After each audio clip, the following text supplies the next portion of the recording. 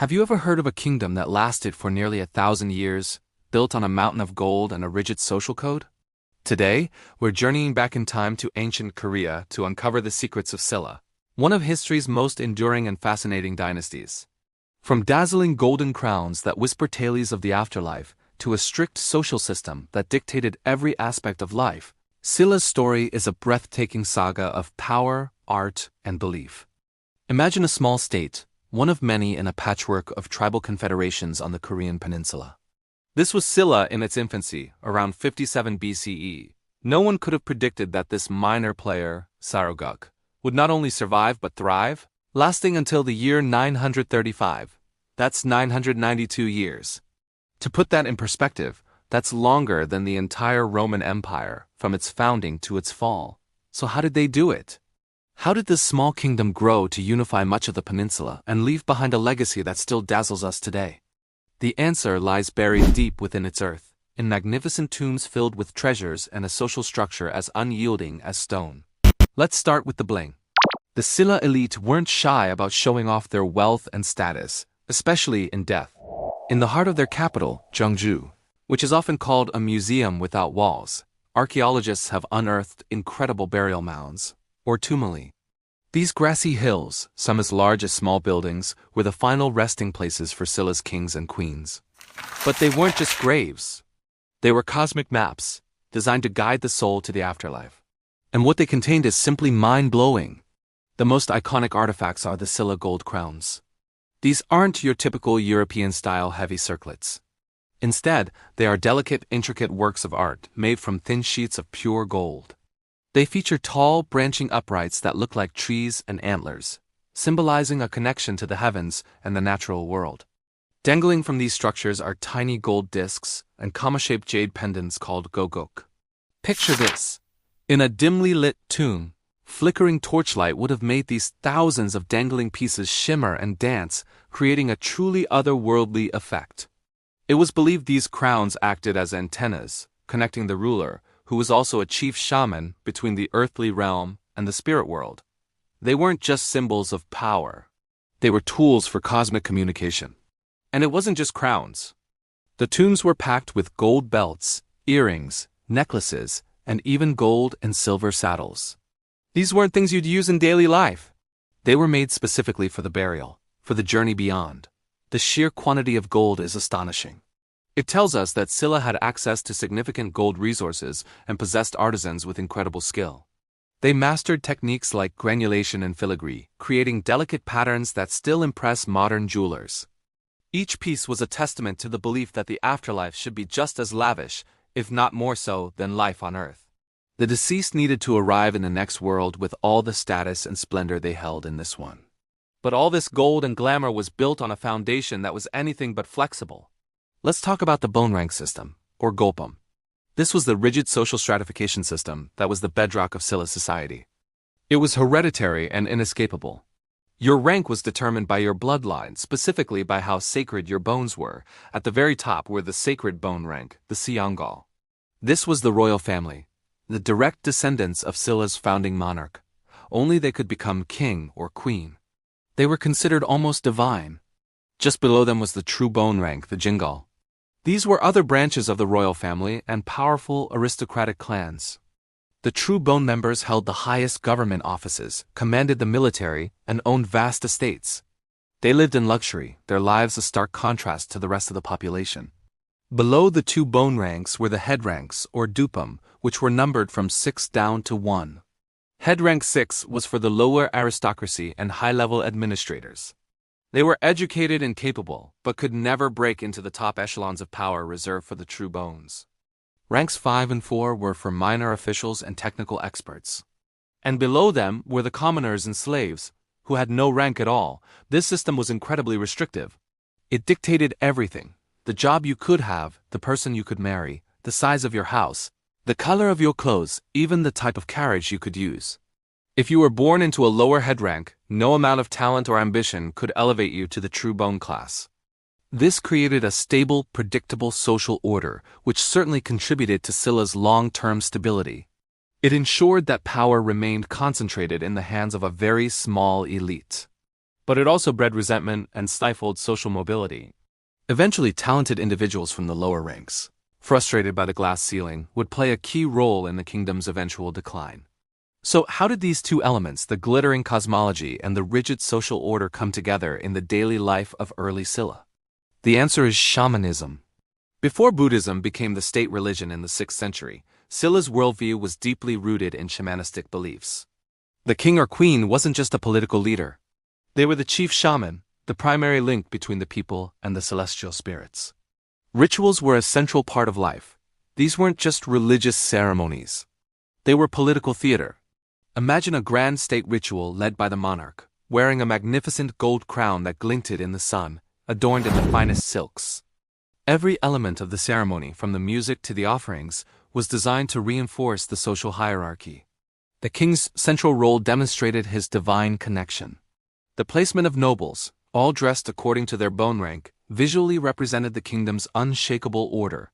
These rituals were about ensuring good harvests, victory in battle, and the continued prosperity of the kingdom. They were a fusion of spirituality and raw power. The gold artifacts weren't just grave goods. They were ritual objects used in these powerful ceremonies, imbuing them with spiritual energy before being buried with their owner to continue their function in the afterlife. The bone rank system wasn't just a social code. It was a cosmic one, reflecting a perceived natural order of the universe, with the sacred bone ruler at its absolute center, mediating between heaven and earth. This powerful synthesis of shamanism, status and ritual created a unique and potent culture that defined early Silla. It gave the kingdom its spiritual authority and its social cohesion. The Silla people built a society where every person and every object had a specific place in a grand cosmic design. This worldview propelled their expansion and fueled the creation of some of the most beautiful art in human history. Silla's story is a profound reminder of how a civilization's beliefs can shape its destiny. They literally built their future from gold, crafting a vision of the eternal world, and from silence, the silence of a populace bound by an unyielding social code. It's a kingdom of dazzling contradictions, where artistic freedom flourished within the confines of a rigid hierarchy, and where the dead were sent off more lavishly than the living could ever dream. As we've seen, the tale of Silla is written in gold leaf and carved in bone. It's a story of a kingdom that understood the power of symbolism, using it to build an empire that lasted a millennium. The treasures of Silla continue to speak to us from across the centuries, telling of a world where heaven and earth were intertwined, and where your place in the universe was decided at birth. Have you ever wondered what holds a kingdom together? Is it just armies, laws, and grand buildings? Or is there something more? Something invisible? Today, we're journeying back in time to the ancient Korean Kingdom of Silla, a civilization that mastered the art of weaving the spiritual and the political into a single powerful tapestry. This isn't just a story about kings and queens. It's about shamanic power, sacred mountains, and how Silla used the unseen world to build an empire that lasted nearly 1,000 years.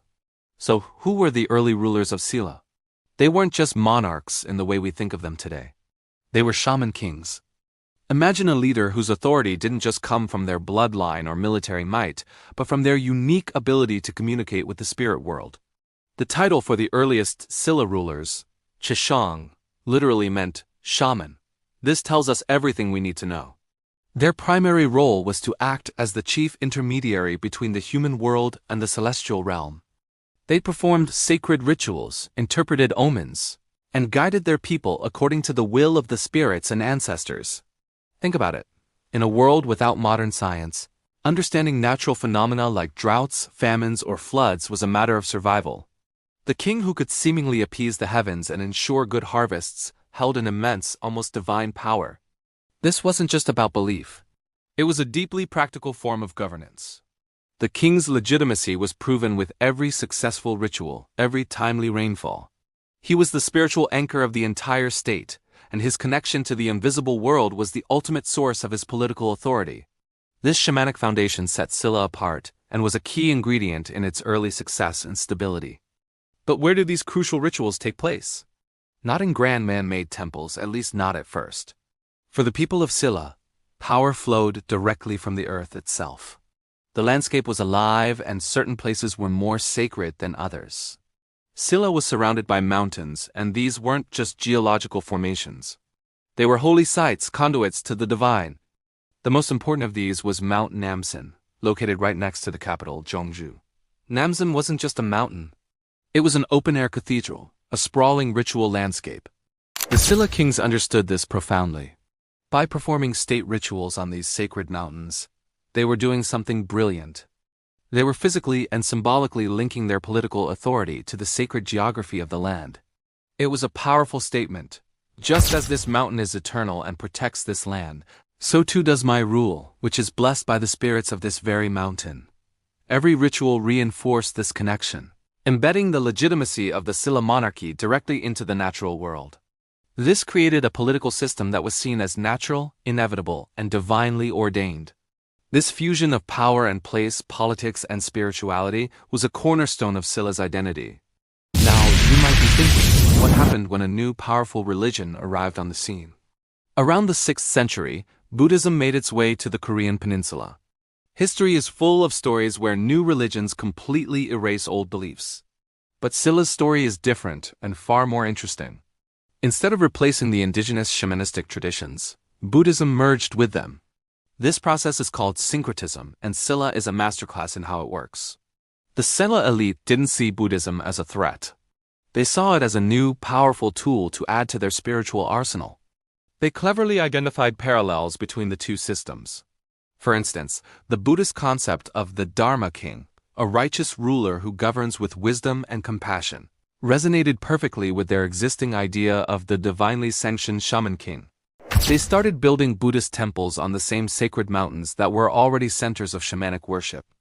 Mount Namsan, that great open-air cathedral, became dotted with Buddhist statues, stupas and reliefs, right alongside older ritual sites. This wasn't a conflict, it was a fusion. The local mountain spirits and nature deities of shamanism were reinterpreted as guardians of the Buddhist faith.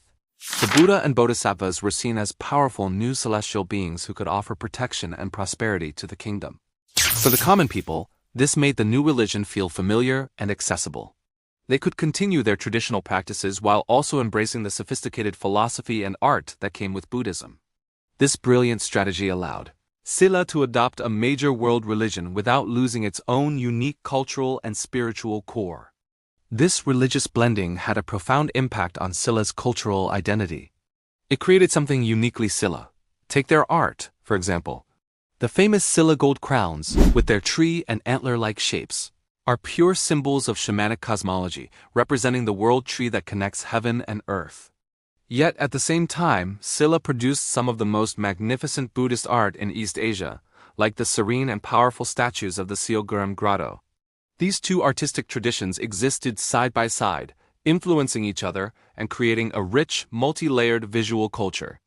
This syncretism also acted as a powerful source of social cohesion and resilience.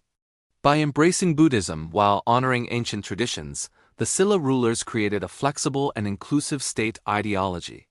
It provided multiple avenues for people to connect with the state and feel a sense of shared identity, whether through ancient mountain rituals or new Buddhist ceremonies. This cultural and spiritual adaptability was a key factor in Silla's remarkable longevity.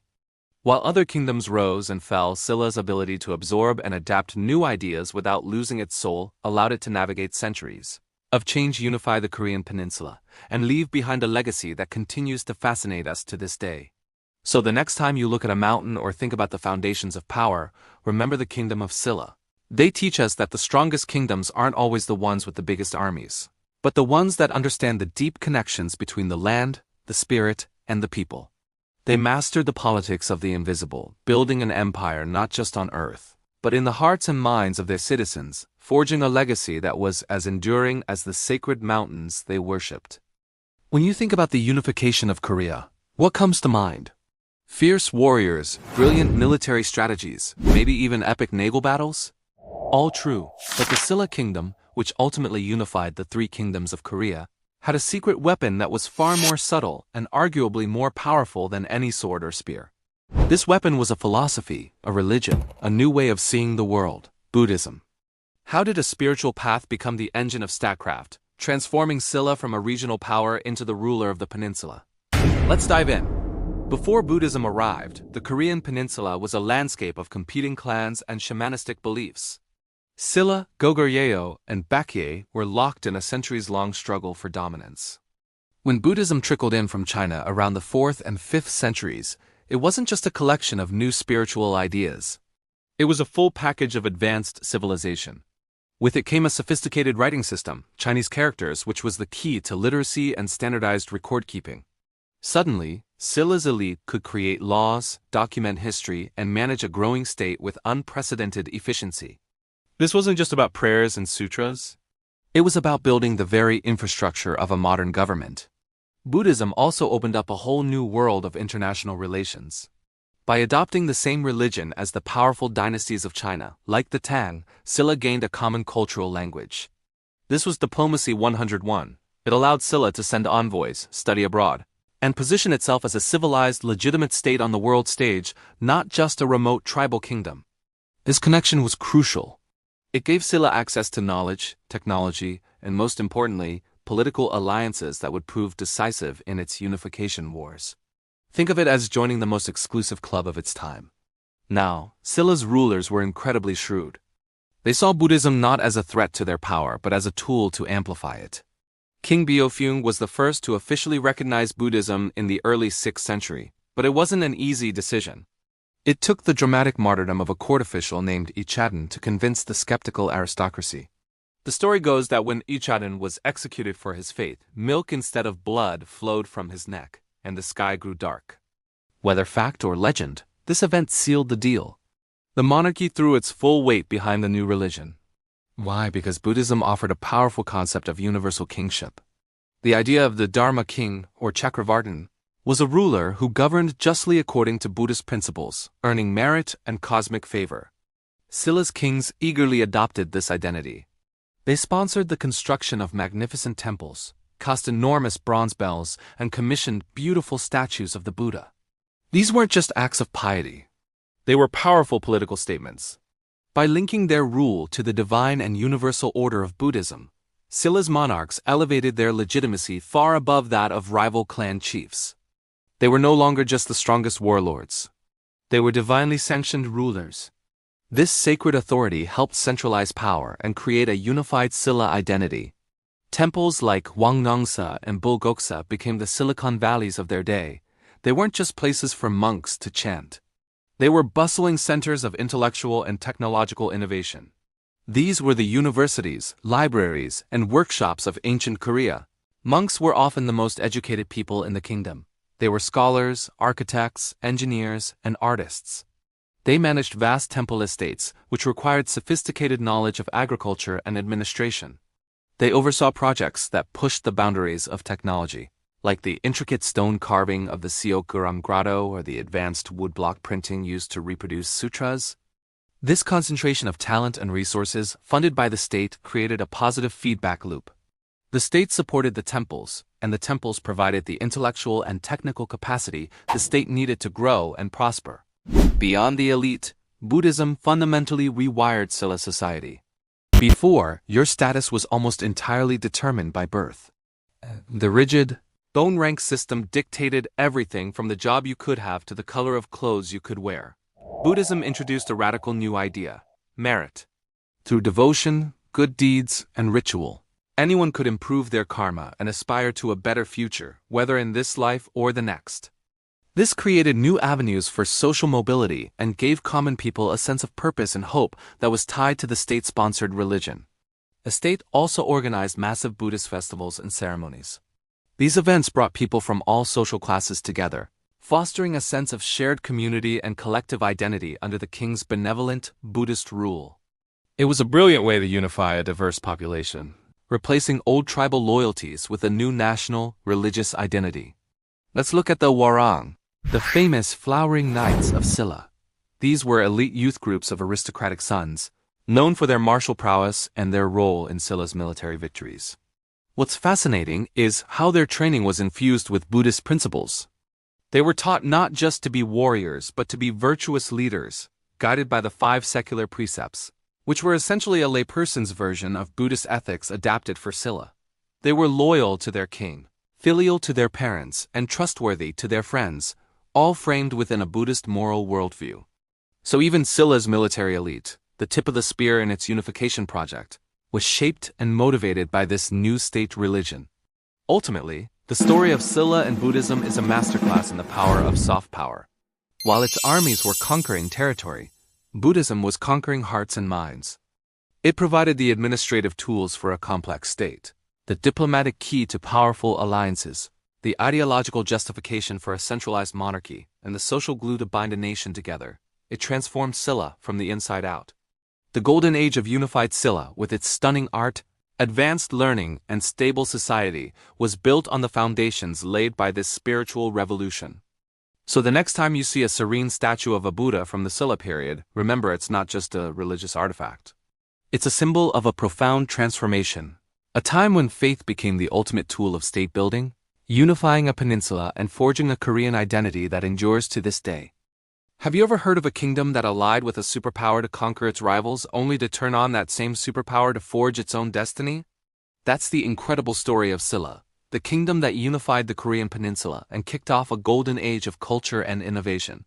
Stick around, because this tale of ambition, betrayal, and lasting legacy is more epic than any fantasy series. Before the 7th century, the Korean Peninsula was a battleground split between three powerful kingdoms: Goryeo in the north, Baekje in the southwest, and Silla in the southeast. This was the Three Kingdoms period, a time of constant warfare and shifting alliances. Goryeo was a massive military power, often clashing with the Sui and later the Tang dynasties of China. Baekje was a sophisticated maritime nation with strong cultural ties to Japan. And then there was Silla, often seen as the underdog, tucked away in the corner. But Silla had a secret weapon: incredible political cunning and a burning ambition to rule them all. The balance of power was precarious. For centuries, no single kingdom could gain a definitive upper hand. They fought, they made peace, they betrayed each other. It was a relentless cycle. Silla, facing pressure from both Goryeo and Baekje, realized it couldn't win alone. It needed a game-changing ally, and it looked north to the most powerful empire in East Asia, Tang China. This decision would change the course of Korean history forever. The Silla-Tang alliance, formed in the mid-660s, was a military powerhouse. Imagine the disciplined armies of Silla, led by brilliant generals like Kim Il-sung, combined with the overwhelming numbers and advanced siege technology of the Tang Empire. Their first target was Baekje. In 660, the combined forces launched a massive invasion. The Baekje court was caught off guard, and despite fierce resistance, their capital fell. The last king of Baekje was captured, and the kingdom was extinguished after nearly 700 years of history. With Baekje gone, only one rival remained: the mighty Goryeo. For years, Goryeo had successfully repelled massive invasions from China. It was a fortress of a kingdom, with a proud warrior tradition. But now it faced a two-front war. The Tang attacked from the north and west, while Silla pushed up from the south. After years of brutal fighting, the pressure became too much. In 668, the great city of Pyongyang, Goguryeo's capital, finally fell. The last of the three kingdoms was no more. Silla had achieved the impossible. The peninsula was, for the first time, under a single Korean ruler. But here's where the story gets really interesting. The Tang Empire didn't just pack up and go home. They had their own plans. They saw the conquered territories of Baekje and Goryeo as new provinces of their expanding empire. They set up military protectorates and started acting like the new masters of the peninsula. Silla had just traded two rivals for one massive overlord. Did they fight so hard just to become a vassal of China? Absolutely not. Silla's leaders, showing incredible audacity, decided to fight their former allies. This was the Silla-Tang War, a David versus Goliath struggle. Silla, now controlling the resources and manpower of the former Baekje and Goryeo, rallied the Korean people. They supported resistance movements in the old territories and launched direct attacks on Tang garrisons. The fighting was intense, but Silla had the home field advantage and a population united against a foreign occupier. By 676, after nearly a decade of war, Silla had successfully driven the Tang forces north of the Taedong River, establishing the borders of a truly independent and unified Korean state. This victory marked the beginning of the unified Silla period, often called Korea's first golden age. With the wars finally over, peace and stability allowed culture and society to flourish. The capital city, Jeonju, became one of the most magnificent cities in the world. Modeled after the Tang capital of Chang'an, it was a sprawling metropolis with a planned grid system, palaces, temples, and an estimated population of up to 1 million people at its peak. It was a center of wealth, power, and international exchange, with traders visiting from as far away as the Arab world. Under a centralized government, also influenced by the Tang bureaucratic model, Silla's administration became more sophisticated. They adopted systems for taxation, land distribution, and education. Confucianism became the guiding principle for a new class of scholar officials, although the powerful bone rank system, a rigid aristocratic caste system, still dictated who could hold the highest offices. This fusion of native Silla traditions with advanced Chinese models created a unique and powerful state structure. Art and technology reached new heights. Buddhist art, in particular, blossomed. The Seogurung Grotto, a stunning man-made cave temple featuring a serene central Buddha statue, is a UNESCO World Heritage Site and a masterpiece of the era. The Kiamseongdae Observatory, one of the oldest surviving astronomical observatories in the world, stands today in Jeongju as a testament to Silla's scientific advancements. Intricate gold crowns, delicate pottery, and advanced metalworking all showcase the incredible craftsmanship of the Silla people. This wasn't just a political unification. It was a cultural explosion. However, this golden age had a dark side. The immense wealth flowing into the capital and the consolidation of power created a society that was deeply stratified. The aristocracy in Jeongju lived lives of unbelievable luxury, while the people in the provinces, who had borne the cost of the long wars, saw little of this prosperity. The rigid bone rank system, which had once provided stability, now created intense frustration and competition among the elite. High-ranking nobles, excluded from the throne by their birth, constantly vied for power, leading to political instability and frequent rebellions. The state's focus on the capital meant the regions were often neglected. Local warlords began to emerge, building their own private armies and challenging the authority of the central government. The very unity that Silla had fought so hard to achieve began to fracture from within. The prosperity of the capital was built on the backs of the provinces, and that imbalance was unsustainable. By the late 9th century, the cracks were too big to ignore. Peasant uprisings, fueled by famine and heavy taxation, swept the countryside. Powerful regional clans declared their independence, carving out their own territories. The Silla court, paralyzed by internal power struggles, was helpless to stop the kingdom from disintegrating. This chaotic period is known as the Later Three Kingdoms, as new states rose from the ashes of Silla's authority, echoing the very conflict Silla had ended centuries before. In 935, the last king of Silla, recognizing that the kingdom was a hollow shell of its former glory, peacefully surrendered to the newly established Goryeo dynasty. It was a quiet end to a kingdom that had once blazed so brightly. So what is the legacy of Silla? It's complex. Silla was the first to create a unified Korean identity, laying the political and cultural foundation for the Korea we know today. Its golden age produced treasures of art and science that still inspire awe. But its triumph also contained the seeds of its own destruction. The alliance with the Tang, the centralized power in the capital, and the rigid social structure all contributed to its eventual decline. Silla's story is a powerful reminder that unification is not an endpoint, but the beginning of a new set of challenges. It shows how a small kingdom, through shrewd diplomacy and military might, can achieve greatness, but also how the fruits of victory can create deep internal divisions. It's a classic tale of rising to the top, and the long, slow fall that can follow. Have you ever wondered what happens when a great civilization falls? Does it just vanish, or does it leave behind echoes that shape the future for centuries?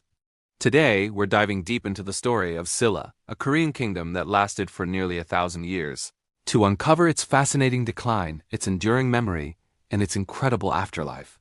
Most people know Silla for its golden age, the era of unified Silla, when it controlled most of the Korean Peninsula. It was a time of magnificent temples, shimmering gold crowns, and bustling trade routes that connected Korea to the world. But like all great powers, Silla's golden age couldn't last forever. So, what went wrong? The story of Silla's decline isn't a single dramatic event. It's a slow unraveling, a story of internal fragmentation. Imagine a tightly woven tapestry. Over time, the central threads start to fray. For Silla, these threads were the powerful aristocratic families in the capital, Jeongju. For generations, they had been the backbone of the state, but their constant infighting over the throne weakened the monarchy from within. From the late 8th century onwards, the succession became a bloody merry-go-round, with kings being assassinated and replaced in rapid succession. This constant instability at the heart of the kingdom was the first major sign of trouble. While the capital was consumed by power struggles, a different story was unfolding in the provinces. Local strongmen and ambitious warlords began to see the central government's weakness as their opportunity. They started carving out their own territories, building their own armies, and collecting their own taxes. The kingdom was literally breaking apart. This period is known as the later Three Kingdoms, as two new states, later Baekje and later Goryeo, emerged to challenge Silla's authority. The once unified realm was now a fractured battleground. It was a classic case of the center not being able to hold. But the decline of Silla wasn't just about political collapse. It was about the end of an era. By the early 10th century, the Silla king was a ruler in name only, his authority barely extending beyond the walls of Jeongju. The final blow came in 935, when the last king of Silla, Jeongsun, made a momentous decision. Facing the unstoppable rise of Wang Jian, the founder of the Goryeo dynasty, he chose to surrender peacefully. It was a pragmatic choice, one that prevented further bloodshed and ensured the Silla royal family was treated with respect. And just like that, the 1,000-year kingdom of Silla came to a quiet end. So, is that it? A great civilization rises, falls, and is forgotten? Absolutely not. This is where the story gets really interesting. Silla's political life may have ended, but its cultural afterlife was just beginning. In fact, if you look closely at Korea today, you'll find Silla's DNA everywhere. Let's start with the Goryeo dynasty, the kingdom that replaced Silla. Goryeo didn't just erase Silla, it absorbed it. Many of Silla's institutions, its laws, its administrative systems, and even its scholars and officials were integrated into the new Goryeo state. Think of it like a corporate merger where the new company keeps the best talent and systems from the old one. Goryeo consciously presented itself as Silla's legitimate successor, carrying forward its legacy. This continuity is a crucial part of the Korean historical narrative. But Silla's influence goes far beyond politics and administration. It's woven into the very fabric of Korean culture. Take Buddhism, for example.